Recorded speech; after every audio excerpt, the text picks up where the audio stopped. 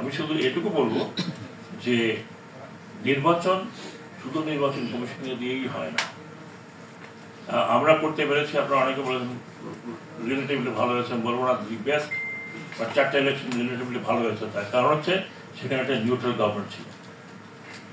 It's fact, any political party যখনই আসে, আপনি যতই বলেন বাংলাদেশে কালকে যে আমরা যত করে যাবো তারপরে যে এটা ওইভাবে থাকবে এরকম তো গ্যারান্টি কোথাও নাই। কাজেই আমি মনে করি যে ইলেকশনের জন্য there has to be a kind of a neutral government. সেটা আপনি কেয়ারটেকার করেন, ইলেকশন সম্বন্ধীয় ইলেকশন পিরিয়ডে একটা সরকার করেন, এটা পলিটিক্যাল পার্টিকে ডিসাইড করতে হবে যে তারা এই স্পেসটুকু দেবে কি দেবে না।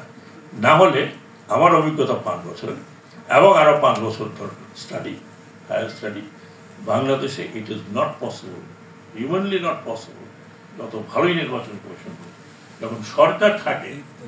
আর আমাদের অভ্যাস হচ্ছে সরকার থাকা মানে আমরা সরকারি, সেই হিসাবে যদি ভালো নির্বাচন করতে হয় তাহলে আমার মনে হয় যে একটা ইন্টারিম ব্যবস্থা থাকতে হবে।